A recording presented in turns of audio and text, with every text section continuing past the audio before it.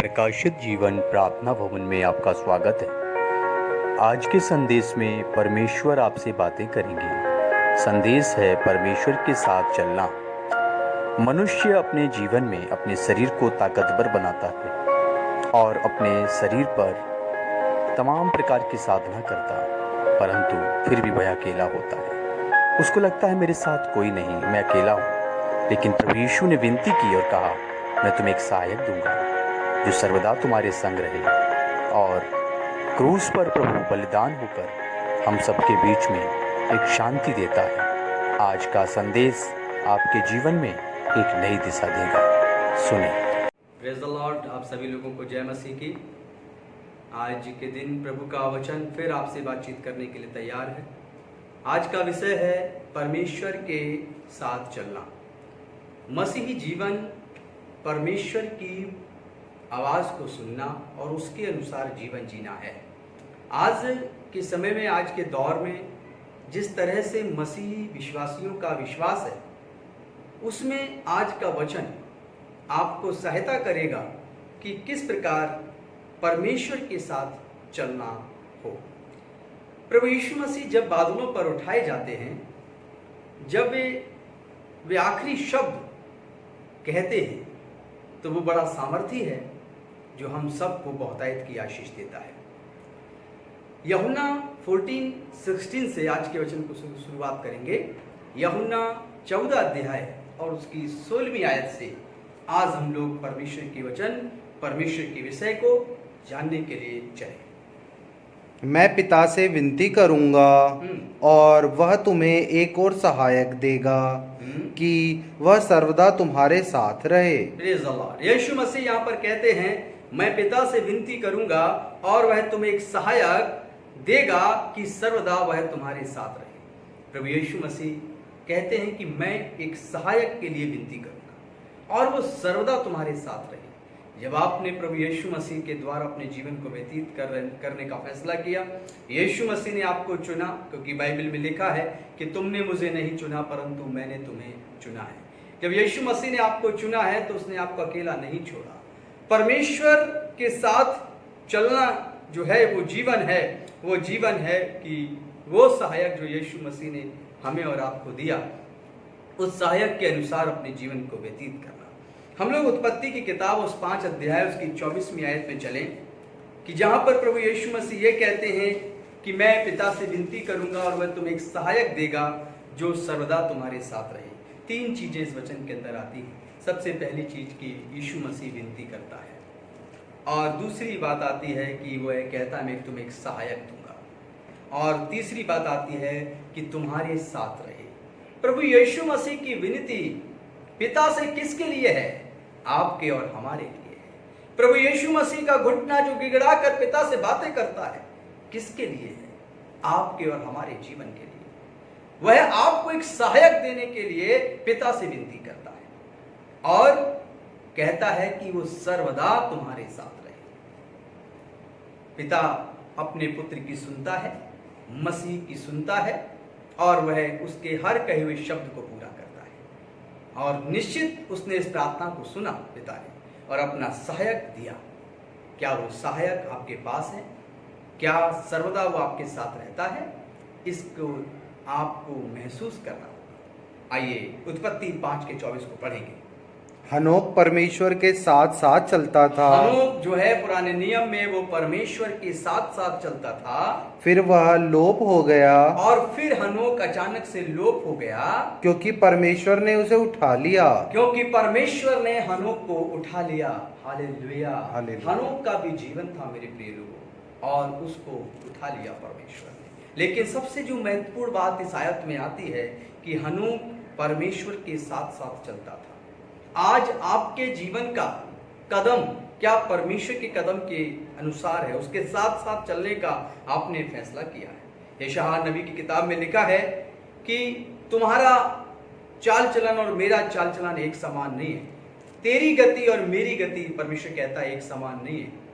तेरा सोच मेरा सोच एक समान नहीं, तेरा विचार मेरा विचार एक समान नहीं। आज के इस दौर में जहाँ एक महामारी लोगों में फैल रही है, वहाँ पर मसीही जीवन की तरफ जब आप अपने कदम को बढ़ाते हैं, एक तरफ वो आवाज़ आपके कानों में जाती है जो आपसे कहती है तेरा परमेश्वर कहाँ रहा।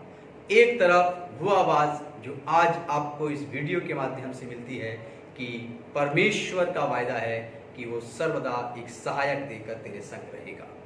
आपको बस इतना सा करना है कि परमेश्वर के साथ साथ चलने के लिए अपने कदम को आगे बढ़ाना है, उसकी आवाज़ को सुनकर उसकी तरफ चलना है। हम लोग पहला कुरिन्थियों देखते हैं और उसके 9 चैप्टर उसकी 25 वर्सेस को पढ़ेंगे कि एक यदि पहलवान है तो वो हर एक यत्न करता है, किस लिए? ताकि वो उस कुश्ती को जीत जाए, उस युद्ध को जीत जाए। वो हर प्रकार से अपने खान पान से लेकर और दिनचर्या को एक तरीके से जीता है ताकि वो युद्ध को जीत जाए। आपने भी एक युद्ध में प्रवेश किया है और उस युद्ध में जीतने के लिए आपको परमेश्वर के बताए हुए तरीके से शैतान से लड़ना होगा। परमेश्वर की उपस्थिति के द्वारा अपने जीवन को आगे चलाना होगा। पढ़ेंगे इसको। हर एक पहलवान सब प्रकार का संयम करता है। सब प्रकार का संयम करता है। वे तो एक मुरझाने वाले मुकुट को पाने के लिए यह सब करते हैं, परंतु हम तो उस मुकुट के लिए करते हैं जो मुरझाने का नहीं। Praise the Lord. वे जो पहलवान लड़ाई लड़ते हैं वे एक ऐसे मुकुट के लिए सब प्रकार का संयम करते हैं जो मुरझा जाता है। मुरझाने का अर्थ है सांसारिक, उस जीवन से जो चमकदार तो कुछ देर के लिए लगता है लेकिन फिर मुरझा जाता है। एक गुलाब का फूल अपनी चमक तो रखता है लेकिन फिर मुरझा जाता है। इसी प्रकार से एक पहलवान मुरझाने वाले मुकुट के लिए संयम करता है। लेकिन यहां पर एक बात जो परमेश्वर आज आपसे कहना चाहता है कि आगे पढ़िए। परंतु हम तो उस मुकुट के लिए करते हैं। अब यहाँ पर वचन कहता है कि हम तो उस मुकुट के लिए करते हैं जो मुरझाने का नहीं। जो मुरझाने का नहीं। हालेलुया। हालेलुया। वो कहता है कि तू वो पहलवान हर प्रकार का संयम करता है, ना मुरझाने वाले नहीं बल्कि मुरझाने वाले मुकुट के लिए। लेकिन तुम एक ऐसे युद्ध में आए हो और तुम एक ऐसे युद्ध में अपने आप को संयम के उस वचन से बांध के रखो। आत्मा के 9 फलों में सबसे आखिरी फल संयम है। इस संयम को अपने जीवन में जीना सीख जाओ तो तुम भी ना मुरझाने वाला मुकुट जो परमेश्वर अपनी उपस्थिति में हमें और आपको देने वाला है, हम उसको प्राप्त कर सकेंगे। आगे पढ़िए। इसलिए मैं तो इसी रीति से दौड़ता हूँ। और यहाँ पर परमेश्वर के जन कहते हैं कि मैं इसी रीति से दौड़ता हूँ, परंतु लक्ष्यहीन नहीं। लक्ष्यहीन नहीं, मैं दौड़ता तो हूँ और मेरा लक्ष्य भी है कि मैं ना मुरझाने वाले मुकुट को प्राप्त करूं। आपने यीशु मसीह को ग्रहण नहीं किया, आपको प्रभु यीशु मसीह ने चुना है। वचन में लिखा है कि तुमने मुझे नहीं चुना परंतु मैंने तुम्हें चुना है। जब मसीह ने आपको चुना है तो उसने चुना है कि जो सहायक प्राप्त करने के लिए मैंने पिता से विनती की थी और वो सहायक तुम्हें दिया गया है, तो तुम उस सहायक के साथ साथ क्यों नहीं चलते? तुम्हें उस सहायक के साथ साथ चलना है, उस सहायक के द्वारा जीवन को व्यतीत करना है, फिर परमेश्वर तुम्हारे साथ साथ होगा। और जब तुम सहायक के साथ जीवन जीते हो तो परमेश्वर के साथ जीवन जीते हो। इसीलिए आज ऐसे समय में जहां कलेश बहुत है, रोना और दांत पीसना बहुत है, महामारियां युद्ध बहुत हैं और तमाम प्रकार की समुद्र में हलचलें हो रही हैं, पृथ्वी कांप रही है और कहीं पर तो आग लग रही है और बुझ नहीं पा रही है। इंसान धम्मी, कठोर और निर्दयी हो गया है। भोजन ढूंढने से भी लोगों को प्राप्त नहीं हो पा रहा है। ऐसे दौर में जो है, ऐसे में आपका जीवन परमेश्वर के साथ चलना चाहिए। और वो सिर्फ परमेश्वर के साथ चलने के लिए आपके जीवन को यह वचन याद रखना है जो हमने पहले आपको दिया था शुरू में, यूहन्ना 14:16 का, कि यीशु ने अपने पिता से विनती की है और वो आपको सहायक मिला है ताकि सर्वदा आपके साथ रहे और आप उसके साथ रहे। लेकिन संसार में आए और प्रकार का संयम किया और प्रकार की बातें की, संसार की चीजों को प्राप्त करने के लिए बहुत सारी विद्याओं को सीखा, बहुत सारी बातों को सीखा, बहुत सारा टैलेंट अपने अंदर प्राप्त किया। लेकिन किस चीज के लिए? मुरझाने वाली वस्तुओं के लिए, मुरझाने वाले मुकुट के लिए? अरे संयम करना है तो वो संयम करो जिससे हम ना मुरझाने वाला मुकुट प्राप्त करें, जिसके विषय में पौलुस ने अपनी पत्री के अंदर परमेश्वर की आत्मा के उभारे जाने से कहा था। आज हम लोग जब वचन में आगे बढ़ेंगे तो परमेश्वर के साथ चलना किस रीति से हो यह सीखते जाएंगे। आप अगली आयत पे ध्यान दीजिए, 2 कुरिन्थियों 2 चैप्टर 15 वर्सेस किस प्रकार से हमें और आपको अब बताता है कि परमेश्वर, पढ़िए, क्योंकि हम परमेश्वर के निकट उद्धार पाने वालों और नाश होने वालों दोनों के लिए मसीह की सुगंध हैं। Praise the Lord. हम एक ऐसे मुकुट के लिए दौड़ रहे हैं, एक ऐसे मुकुट के लिए संयम कर रहे हैं जो मुरझाने वाला नहीं है, क्योंकि हम परमेश्वर के निकट उद्धार पाने वालों और नाश होने वालों दोनों के लिए मसीह की सुगंध है। हालेलुया। कितनी बड़ी बात की, यीशु मसीह की सुगंध है हम और आप, और उस सुगंध को इस कलेश के दौर में, इस तमाम सत्यानाश के दौर में आप उस सुगंध को अपने हृदय से दुर्गंध में बदलने मत दीजिए। आप परमेश्वर के उस चुने हुए जीवन के द्वारा जीवन जी रहे हैं जो परमेश्वर आने वाले दिनों में एक ना मुरझाने वाला मुकुट आपको देने वाला है। हम लोग देखते हैं पहला पतरस 4 अध्याय उसकी 13वीं आयत को कि परमेश्वर यहाँ पर हमें और आपको बताते हैं कि किस रीति से हमारे आपके जीवन में परमेश्वर की उपस्थिति हो। पर जैसे जैसे मसीह के दुखों में सहभागी होते हो, जैसे जैसे मसीह के दुखों में सहभागी होते हो।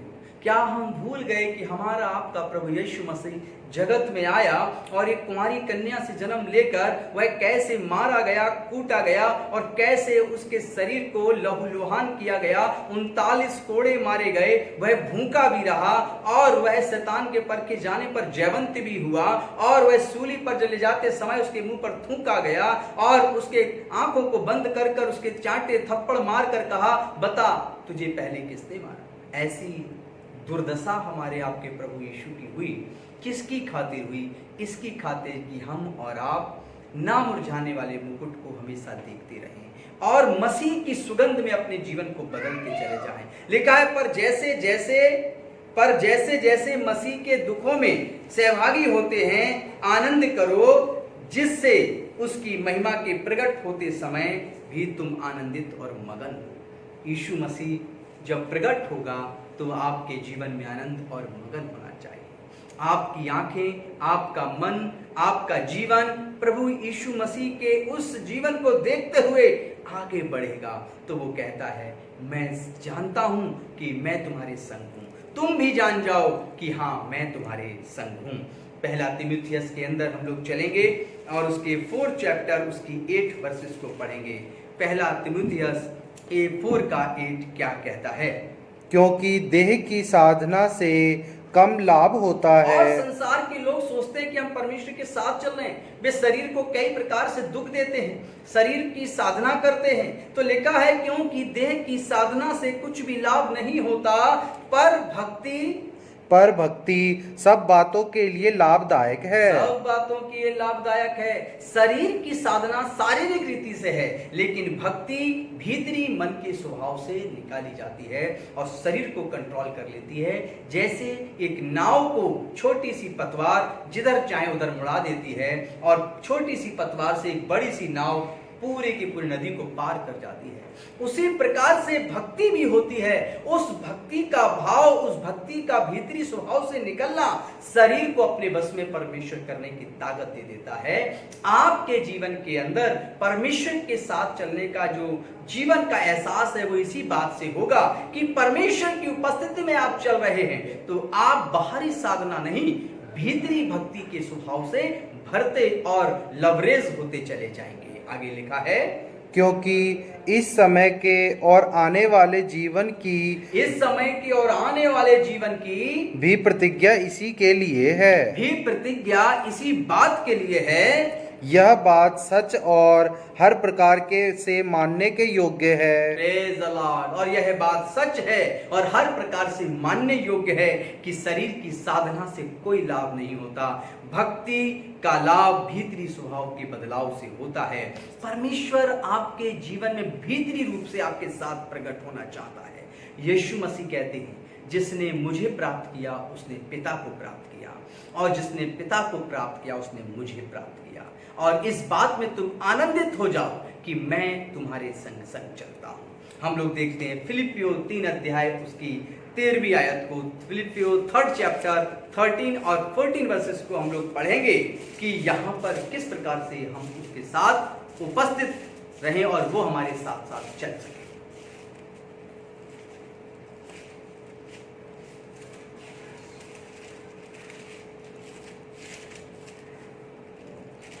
फिलिपियो 3 का 13-14। हे भाइयों, हाँ। मेरी भावना यह नहीं कि मैं पकड़ चुका हूँ, परंतु केवल यह एक काम करता हूँ कि जो बातें पीछे रह गई है उनको भूलकर आगे की बातों की ओर बढ़ता हुआ निशाने की ओर दौड़ा चला जाता हूँ। परमेश्वर के साथ चलने का पौलुस के जीवन में छिपा हुआ है। पौलुस यहाँ पर कहते हैं, हे भाइयों, मेरी भावना यह नहीं कि मैं पकड़ चुका हूं, परंतु केवल यह है कि एक काम करता हूं कि जो बातें पीछे रह गई हैं उनको भूलकर आगे की ओर बातों की ओर बढ़ता हुआ चला जाता हूं, निशान की ओर दौड़ता चला जाता हूं। आपके जीवन के अंदर बहुत सी बातें होती होंगी, पारिवारिक बातें, सांसारिक बातें, राजनीतिक बातें, तमाम प्रकार की बातें होती होंगी, लेकिन आप अपने जीवन में किस बात पे फोकस करते हैं? आपकी उन बातों का जो आप कर रहे हैं, जो सुन रहे हैं, उसमें आप मसीह यीशु मसीह के निशान को कहीं पीछे तो नहीं छोड़ दे रहे हैं? कहीं आपके लिए जो प्रभु यीशु ने विनती की थी कि इनको एक सहायक दे दो ताकि ये कभी अकेले ना हो, क्या ऐसा तो नहीं कि आपके मुंह की बात और लोगों की बातें आपको आपके मसीह के निशान जो उस स्वर्ग में पिता के दाहिने बैठा है कहीं भटका कर आपको और अलग ले जाए? अगर ऐसा है तो आपको आज से ध्यान रखना होगा अपने मुंह से बोलते समय, कानों में सुनते समय, कि आप किन बातों को सुन रहे हैं, किन बातों को बोल रहे हैं। कहीं ऐसा ना हो कि हम परमेश्वर को अपने जीवन के अंदर द्वितीय स्थान पे रखें, सांसारिक बातों को हम प्रथम स्थान में रखें और उन बातों में ही मन लगाएं जो पहले बीत गई हैं। जिन बातों ने आपको दुख दिया है, जिन बातों ने आपको अकेलेपन में घसीट कर रख दिया है, जिन बातों से आप पहले बहुत ज्यादा गलत जीवन को व्यतीत करते थे, ऐसी बातों पर मन लगाते हैं कि आपको दुख ही उत्पन्न हो जाता है। तो आज की यह पत्री और आज का यह वचन आपसे कहता है कि आप भूल जाइए उन बातों को और मसीह के निशान की तरफ अपने आंखों और अपने कानों को लगा लीजिए, उसकी बातों को सुनिए और उस निशान की तरफ दौड़िए। तब आप कहीं जाकर जयवंत होंगे। और परमेश्वर के साथ चलने का जो अर्थ है वो यही है कि हम सुने और सब चीजों को महसूस करें, लेकिन हमारा निशान हमारी आंखों से ओझल ना हो। हमारी जो मंजिल है, हम उस मंजिल से भटक कर सांसारिक कामों में लिप्त होकर अपने उस संयम को जो हमने पहलवानी करते वक्त अर्थात कुश्ती को जीतने के लिए इस शरीर को तैयार किया था, आत्मा को तैयार किया था, सब प्रकार का संयम किया था, कहीं ऐसा ना हो सांसारिक बातों में वो संयम टूट जाए और वो शरीर की मेहनत और आत्मा का समझना और मन का दृढ़ संकल्प लेकर जीवन जीना आपके जीवन में व्यर्थ हो जाए। यदि आप पुरानी बातों पे मन लगाते हैं, पुरानी तमाम प्रकार की बातों को जो आपके जीवन में अच्छी और बुरी घटनाएं हैं, उन बुरी घटनाओं को याद कर करके आप अपने आप को दोष देते हैं या अपने मन के द्वारा वहां पर जयवंत होना चाहते हैं, तो आप मसीह के निशान से अलग जा रहे हैं। आप मसीह की उस मलयुद्ध में जब शामिल किए गए हैं, उस युद्ध को आप हार जाएंगे, क्योंकि आपके जीवन का फोकस कहीं और चला गया है और पुरानी बातों में मन लगा लिया है। इसलिए अब जय तो आपकी नहीं, मसीह की नहीं, आपके द्वारा जय दुष्ट की होने वाली है। तो क्या आप चाहते हैं कि आप परमेश्वर के साथ चलने से हट जाएं? आप चाहते हैं कि परमेश्वर के साथ आप ना चलें? आप कदापि ऐसा नहीं चाहते। आप कभी नहीं चाहेंगे कि आप परमेश्वर के साथ से अलग हटें। लेकिन आपके जीवन के अंदर आपका फोकस किस चीज पर है, आपका निशान क्या सही है, जिस निशान की तरफ आप दौड़ रहे हैं, चल रहे हैं, आपको वहां से भ्रमित करने के लिए बहुत से प्रकार की पारिवारिक और राजनीतिक और आपके कार्यस्थल पर बहुत सी घटनाएं ऐसी घटी होंगी जिन पर आपका बार बार फोकस शैतान ले जाता है। लेकिन मसीह का एक मकसद है कि वो कहता है तुम्हारा निशान उस मसीह में है, तो तुम उसके निशान की तरफ दौड़ते जाओ। जैसे पौलुस कहता है मैं सिर्फ उस निशान की तरफ देखता हूं। यहां पर हम लोग देखते हैं लिखा है निशाने की ओर दौड़ा चला जाता हूँ, और पौलुस कहता है मैं एक ही निशाने की तरफ दौड़ा चला जाता हूं ताकि वह इनाम पाऊं, ताकि मैं वह इनाम पाऊं जिसके लिए परमेश्वर ने मुझे मसीह यीशु में ऊपर बुलाया है। मसीह यीशु ने मुझे ऊपर बुलाया है। हालेलुया। हालेलुया। वो कहता है कि मैं चाहता हूं कि जैसा इनाम मैं पाने के लिए दौड़ रहा हूं, पौलुस कहता है आप भी दौड़ने पाए। हमारे आपके जीवन के अंदर बहुत सी प्रकार की बातें, बहुत सी बातों का फोकस अलग अलग प्रकार से उत्पन्न होता है, लेकिन आपके जीवन का यह छोटा सा फोकस आपको गलत मार्ग पर ले जाता है। हम लोग देखते हैं गलातियों की किताब 6 का 14 हमें और आपसे आज इसी वचन को आगे ले जाकर आशीषित करता है। गलातियों 6 का 14।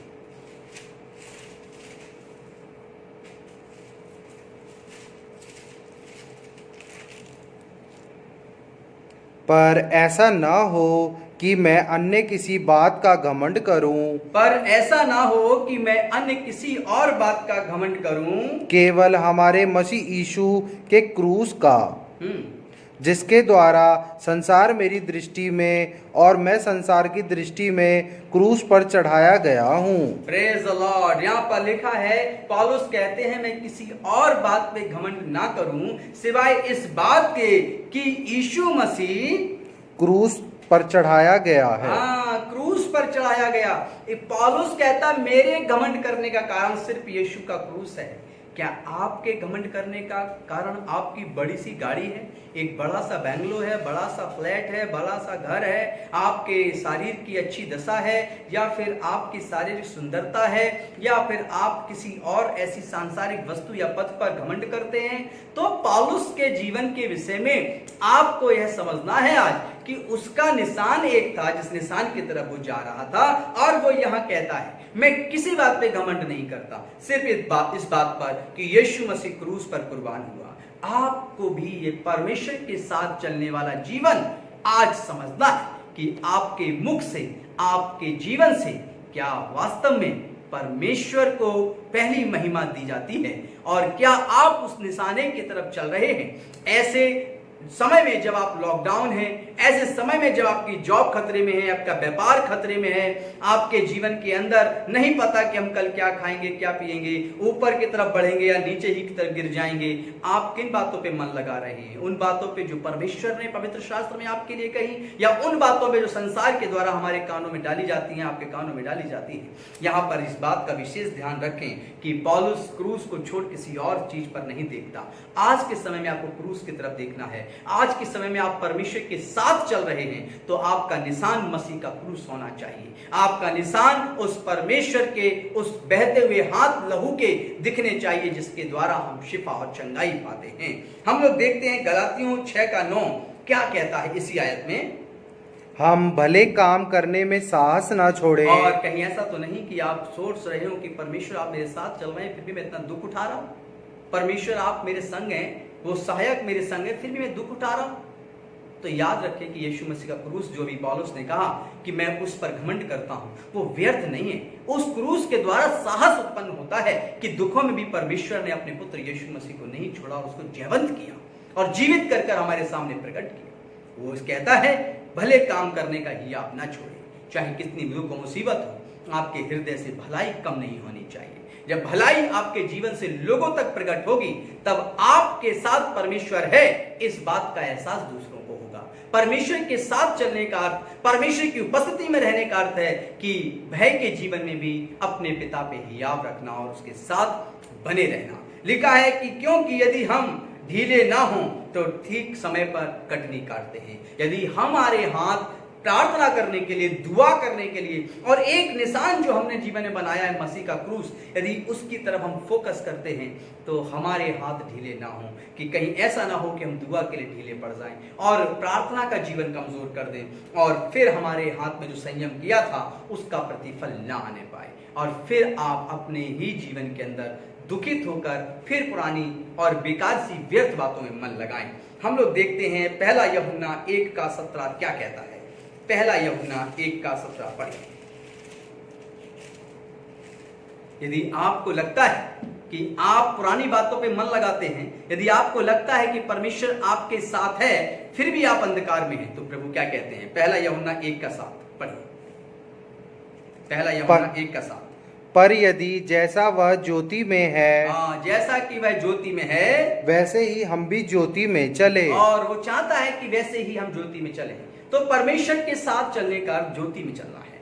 परमेश्वर के साथ चलने का अर्थ शारीरिक संयम नहीं बल्कि आत्मिक संयम के साथ जीवन व्यतीत करना है। परमेश्वर के साथ चलने के लिए आपको अंधकार से डरने की आवश्यकता नहीं, भयभीत होने के लिए आवश्यकता नहीं। जैसा वो ज्योति में है, वो मसीह हमारा आपका अगम में ज्योति में है, वैसे ही हम ज्योति में चलें तो एक दूसरे के सहभागिता रखते। तो यदि हम ज्योति में चलते तो एक दूसरे से सहभागिता रखते और उसके पुत्र यीशु का लहू और उसके पुत्र यीशु का लहू हमें सब पापों से शुद्ध करता है। Praise the Lord। और उसका लहू हमें सब पापों से शुद्ध करता है, चाहे वो पाप किसी प्रकार के क्यों ना हो, चाहे वो अग्रवानी रंग के क्यों ना हो, लेकिन तो भी वो पापों से हमें और आपको शुद्ध करता है। फिलिपियों की पुस्तक को हम लोग खोलेंगे, फिलिपियों की पुस्तक, और उसके अंदर हम लोग एक अध्याय और उसकी 6वीं आयत को हम लोग जब पढ़ते हैं तो हमें और आपको परमेश्वर फिर से उन गहराई की बातों में लेके जाता है कि उसकी उपस्थिति में चलना, उसके संग समय व्यतीत करना आशीषित होता है।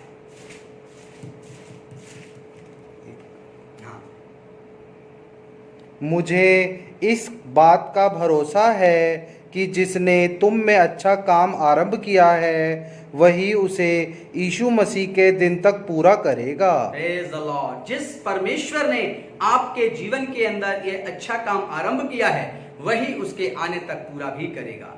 आपको सिर्फ अपने आंखों को और अपने हृदय को प्रभु की ओर लगाना है, क्योंकि उसने आपके जीवन के लिए विनती की है। उसने कहा है कि हे पिता, इन्हें एक सहायक दे जो सर्वदा इनके संग रहे और इनके साथ साथ चले। आपको क्या करना है? आपको इस संसार की बातों को सुनने के लिए नहीं, आपको मसीह की बातों को सुनने के लिए अपने कान को लगाना है। इसलिए यहाँ लिखा है कि और मुझे इस बात पर भरोसा है कि जिसने मुझे अच्छा काम मुझ में आरंभ किया है वह यीशु मसीह के दिन तक पूरा भी करेगा। तो आपके अंदर परमेश्वर ने एक भलाई दी है कि आप आज ये वचन सुन रहे हैं। आप परमेश्वर को प्राप्त करने के लिए, परमेश्वर की खोज करने के लिए यदि अपनी आंखों को लगाए हुए थे तो आज का ये वीडियो, आज का ये वचन आपके जीवन में सहायता करेगा कि आप किस रीति से जीवन को व्यतीत करें कि आपका जीवन परमेश्वर के साथ उपस्थित हो। हम लोग देखते हैं पहला यूहन्ना 2 अध्याय और उसकी 6वीं आयत के अंदर प्रभु किस रीति से बात करते हैं। जो कोई यह कहता है कि मैं उसमें बना रहता हूँ, उसे चाहिए कि आप भी वैसा ही चले जैसा वह चलता था। Praise the Lord. Hallelujah, hallelujah, hallelujah, hallelujah. वचन में लिखा है कि जैसा वो चाहता था। Hallelujah, hallelujah. जो कोई यह कहता है कि मैं उसमें बना रहता हूँ, उसे चाहिए कि आप भी वैसा ही चले जैसा वह चलता था। Hallelujah, hallelujah. जैसा वो चाहता था हम वैसे ही चलें, जैसा वो चाहता है हम वैसा ही जीवन व्यतीत करें, और वो चाहता है कि पवित्र आत्मा के अनुसार हम अपने जीवन को व्यतीत करें। हम लोग आगे पढ़ेंगे गलातियों 2 अध्याय उसकी 20वीं आयत में क्या लिखा है। गलातियों 2:20 क्या कहता है? मैं मसीह के साथ क्रूस पर चढ़ाया गया हूँ, अब मैं जीवित न रहा पर यहाँ पर पौलुस कहते हैं कि मैं मसीह के साथ क्रूस पर चढ़ाया गया हूँ और अब मैं जीवित ना रहा। परमेश्वर के साथ चलना क्या है? अपने अपने जीवन से इनकार करना, अपने जीवन के तमाम उन बातों से इनकार करना जो हमें मसीह से अलग करते थे। यहाँ पर पौलुस कहते हैं, मैं मसीह के साथ क्रूस पर चढ़ाया गया और अब मैं जीवित ना रहा। और आगे लिखा है, पर मसीह ही मुझ में जीवित है, यानी कि प्रभु यीशु मसीह अब मेरे अंदर हैं और वो कार्य जो करने वाला मैं था अब मैं ना रहा, क्योंकि मैं मर गया, परंतु मुझ में अब मेरा मसीह निवास करता है। मसीह मुझ में मेरा रहता है, तो मेरी कार्य भी मसीह के समान होने चाहिए। परमेश्वर के साथ चलना, आपके जीवन से प्रभु का व्यक्तित्व झलकना। आगे पढ़िए। और मैं शरीर में अब जो जीवित हूँ, अब मैं शरीर में जो जीवित हूँ, तो केवल उस विश्वास से जीवित तो हूँ केवल उस विश्वास के द्वारा जीवित हूँ जो परमेश्वर के पुत्र पर है, जो परमेश्वर के पुत्र पर है, जिसने मुझसे प्रेम किया जिसने मुझ पर प्रेम का अनुग्रह किया, यानी कि जिसने मुझसे प्रेम किया और मेरे लिए अपने आप को दे दिया। और मेरे जीवन के लिए अपने आप को दे दिया। यहाँ पर लिखा है, मसीह के साथ में क्रूस चढ़ाया गया। यानी कि क्या आप वास्तव में ये सोचते हैं कि यीशु मसीह मेरे लिए मरा? यीशु मसीह ने मेरे लिए क्रूस पर मृत्यु सही, मेरे पापों के कारण उस पर ताड़ना पड़ी। बहुत वचन आपने सुन लिए होंगे, बहुत बार बाइबल पढ़ ली होगी, बहुत बार आपने प्रभु के राज धर्म की खोज कर ली होगी, लेकिन क्या इतना सा एहसास आपके जीवन में है? क्या यीशु मसीह का क्रूस जो चढ़ाया गया यीशु, उसमें आपका भी पाप है जो यीशु मसीह उस क्रूस पर लेकर गया है? क्या आप दोषी हैं कि यीशु मसीह को क्रूस हुई? यदि हैं तो आप पश्चाताप करें और आप कहें कि प्रभु मैं तेरे साथ चलना चाहता हूँ, और तेरे साथ चलने का जो हृदय और जो मन है वो तेरी ही प्रार्थना के द्वारा मुझे प्राप्त होगा, तेरे ही द्वारा मुझे मिलेगा। हम लोग देखते हैं यहूदा की किताब, यहूदा की पत्री, बहुत छोटी सी पत्री है पवित्र बाइबल में। हम लोग इस पत्री को देखेंगे, उसका पहली आयत का 24वीं वचन को, पहले अध्याय के 24वें वचन को हम लोग पढ़ेंगे। अब जो तुम्हें ठोकर खाने से बचा सकता है, अब जो तुम्हें ठोकर खाने से बचा सकता है और अपनी महिमा की भरपूरी के सामने, और तुम्हें अपने परमेश्वर की महिमा की भरपूरी के सामने मगन और निर्दोष करके खड़ा कर सकता जो है, तुम्हें खड़ा कर सकता है, उस एकमात्र परमेश्वर हमारे उद्धारकर्ता की महिमा और गौरव और पराक्रम और अधिकार हमारे प्रभु यीशु मसीह के द्वारा जैसा सनातन काल से है, अब भी हो और युगान युग रहे। हालेलुया। और वो कहता है कि भरपूरी के सामने मगन और निर्दोष करके खड़ा कर सकता है, वह है हमारा प्रभु यीशु मसीह, जो तुम्हें इस प्रकार से कर सकता है। संसार की कोई भी वस्तु आपको ठोकर खाने से नहीं बचा सकती, लेकिन यीशु मसीह है जो आपके लिए और हमारे लिए गया और जाकर उसने सूली पर चढ़कर अपने जीवन को प्रभु के सामने, परमेश्वर के सामने रख दिया। आज हमारे आपके सामने जिस प्रभु का भलाई का वचन सुनाया जाता है, वो प्रभु हमारे आपके जीवन को लेकर क्रूस पर गया और हमसे और आपसे पहले आकर क्रूस पर कुर्बान हुआ। इससे पहले कि हम दुनिया में आए, मसीह आकर क्रूस पर कुर्बान हो गया। हमारे आपके लिए पहले से वो एक ब्रिज बनाकर चला गया, एक ऐसा ब्रिज जिस नदी पर कोई ब्रिज नहीं बना सकता था, वो मृत्यु का नदी था। उस पर यीशु मसीह ने अपना ब्रिज बनाया। उसने अपने आप को उस नदी के ऊपर खड़ा कर दिया और कहा कि आओ इस मृत्यु से भी पार होकर तुम पिता से मिलो जाकर। और उसने अपने खून का कतरा कतरा बहाकर हमारे आपके जीवन के लिए अपने जीवन को कुर्बान किया और हमें और आपको एक परमेश्वर का मार्ग दिया। तो आज का जीवन, जो आज का जो वचन है, परमेश्वर के साथ चलना, यह तभी संभव है जब आपको यीशु मसीह के क्रूस की तरफ देखने की आदत हो, यीशु मसीह के निशान को कभी भूलने की आप कोशिश ना करते हो, बल्कि सिर्फ आप यीशु मसीह के निशान की धुन में बने रहते हो, जैसे कि पौलुस नबी यीशु के निशान की धुन में बने रहते थे। और यहाँ पर हम लोग देखते हैं भजन संहिता 128 उसकी एक आयत में क्या लिखा है। भजन संहिता 128 उसकी फर्स्ट वर्सेस, क्या ही धन्य है हर एक जो यहोवा का भय मानता है और उसके मार्गों पर चलता है। क्या ही धन्य है वह मनुष्य जो उसका भय मानता है। मैंने आपसे बताया कि परमेश्वर के साथ चलना और आपको परमेश्वर की तरफ देखने की आदत होनी चाहिए। क्या आपको परमेश्वर के साथ चलते हुए परमेश्वर का भय होता है कि अगर मैं बुरा करूंगा, आज मैं यहाँ रास्ते से जा रहा हूँ और किसी का बटुआ सामने गिर गया है और वो व्यक्ति को नहीं दिखाई पड़ा कि मेरा बटुआ गिर गया है। आपने उसमें देखे हैं कि 2000 के नोट जो हैं 100 नोट हैं।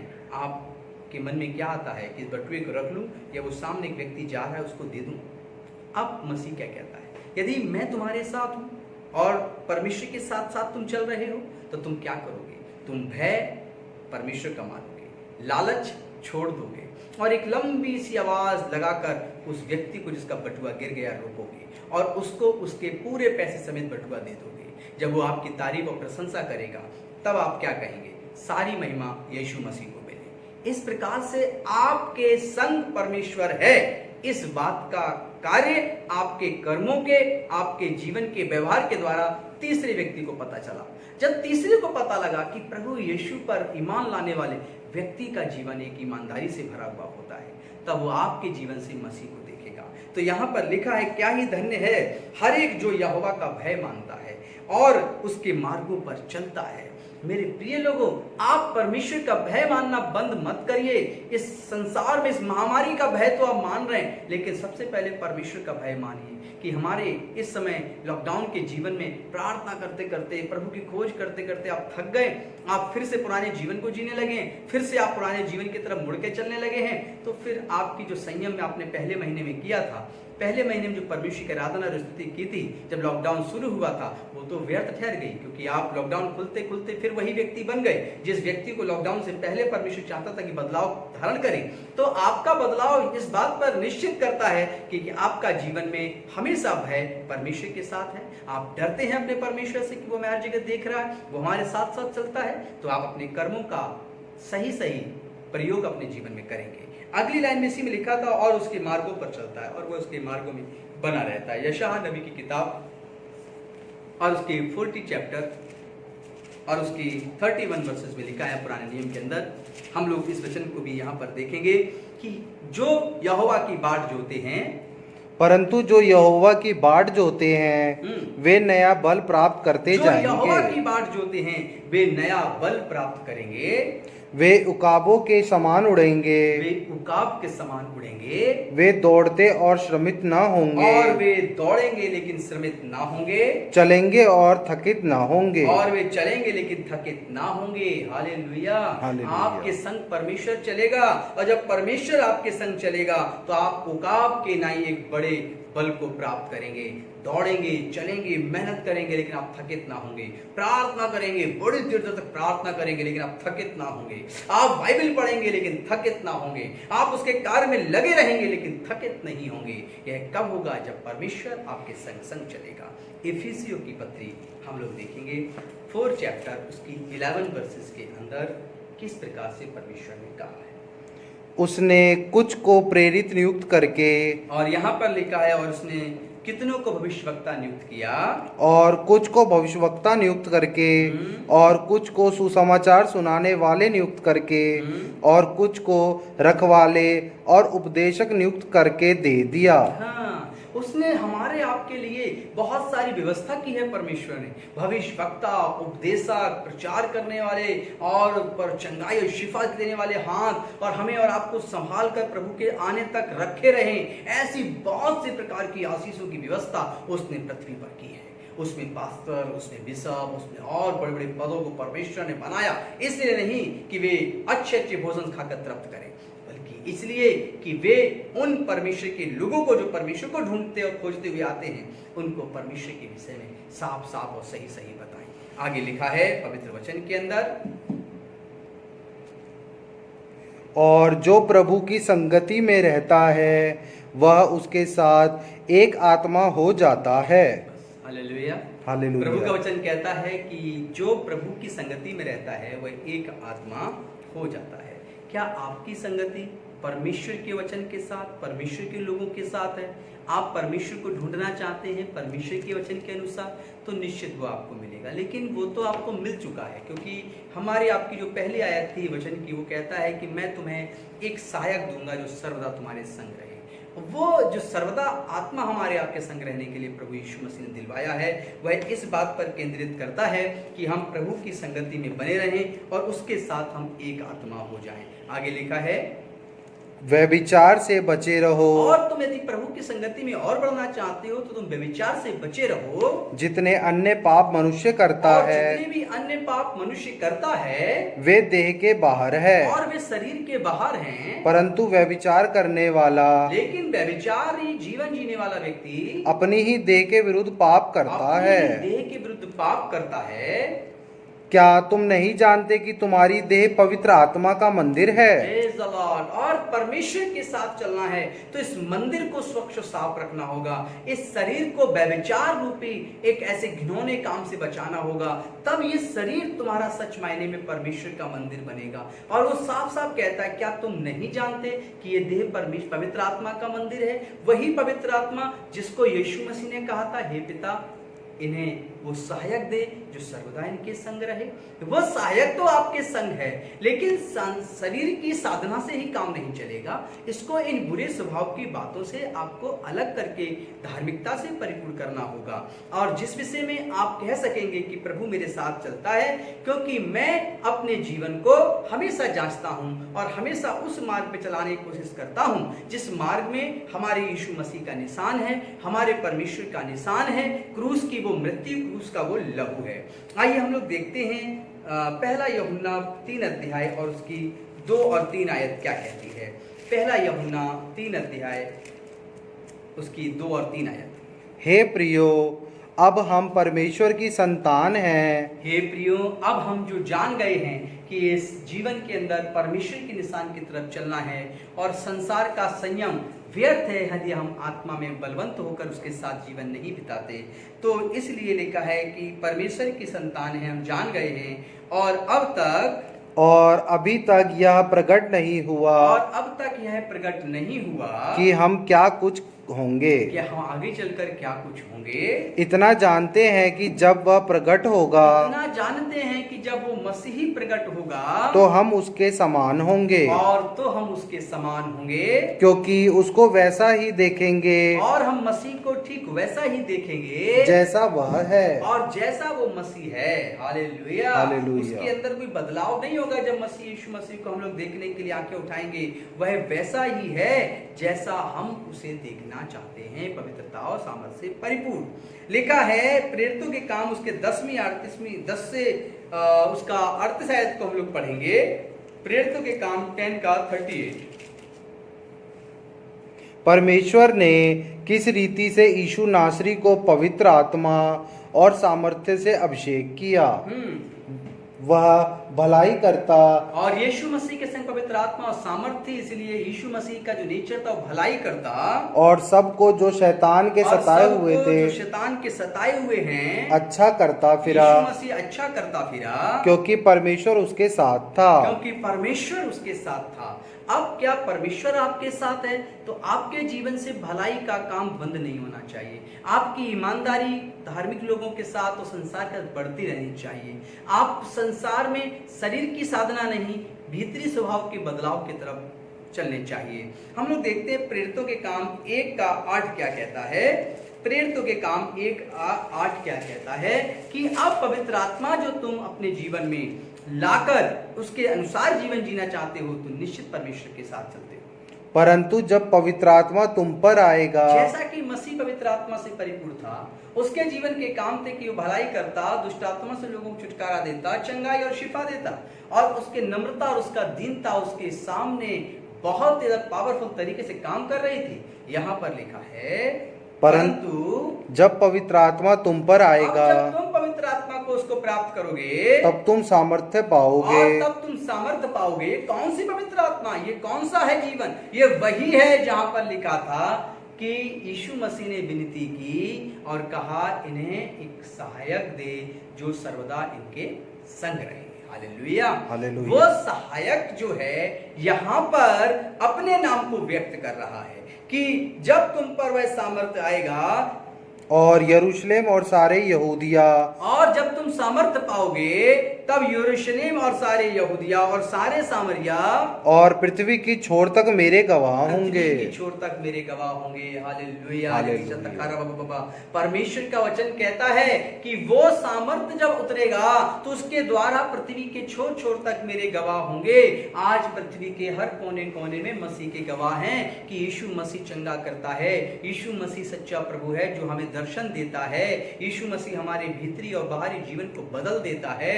वो हमें पिता से मिलाता है और पिता अपने पुत्र मसीह के द्वारा हमें जीवन के उस निशान जिसे क्रूस कहते हैं उसे चलने के लिए सहायता करता है।